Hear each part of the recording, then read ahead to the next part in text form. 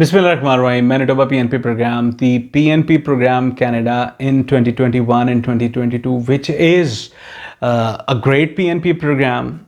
I have made a video about the ineligible occupations. So if your occupation is in those occupations that are ineligible, then you cannot apply for the PNP program.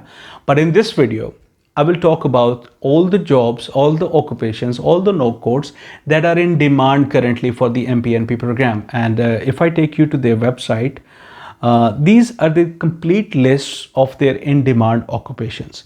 Business, finance, health occupation, natural applied sciences, social sciences, art, culture, and sale and service occupations. Now, if I take you, because I want you guys to understand one thing. Now, if I take you to sales and service occupations, you would be able to see that corporate sales managers, in fact, all of these three NOC codes, 0651, 0621, 0601, these are not, they don't have a bullet here under SWO, that is the skilled worker overseas. Now, this is skilled worker Manitoba.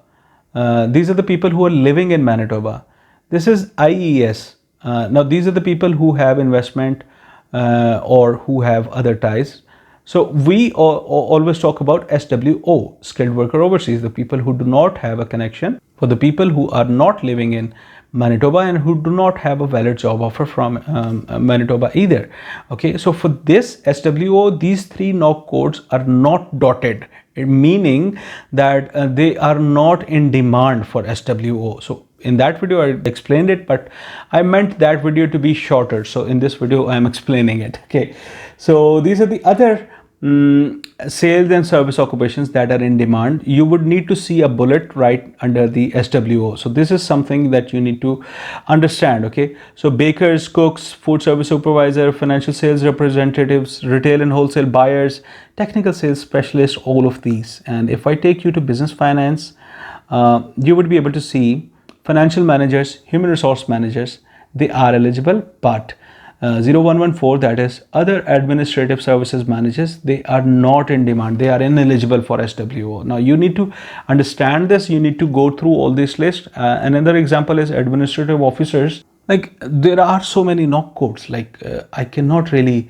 go through all of that, so I would leave the link in the description so you guys can see this, but I would just open each one so that you can pause the video and you can look for your occupation if that is something you're into, because Manitoba is an actual PNP program that can invite you based on an established connection that could be your friend who is living in Manitoba. Now this is an awesome opportunity for many people. Now if I talk about pharmacists, you would be able to see that pharmacists are okay with SWO Manitoba, but you see a star right here.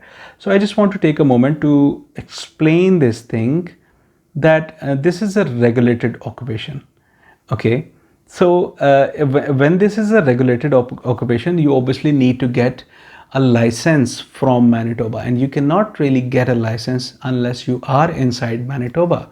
So this is a problem, and that is why I always say that pharmacists are nowhere in demand for any PNP program. Yes, their website, Manitoba's website, says that this is in demand, but in fact, to be eligible for claiming points for that work experience under a NOC code of a pharmacist, you actually would need to be in Manitoba to gain that trade certification, or whatever you call it, license as a pharmacist. Okay, so this is the thing. That is why pharmacists are not the PNP material.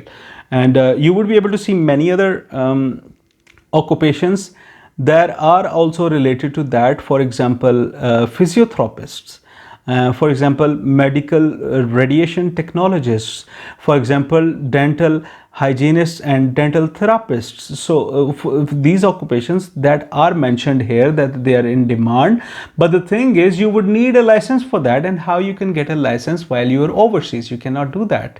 Okay, so not to demotivate you guys, but the thing is, if you're a pharmacist, then you have a professional equivalency that is equal to master's degree, and apparently you must have good English skills. That means you can score CLB 10, and likely your age will be below 30, so you can score 481 points on the express entry profile if you are if you can score CLB 10, right? And even if you are 30, you would be able to score 476. If you're 31, you would be able to score 471.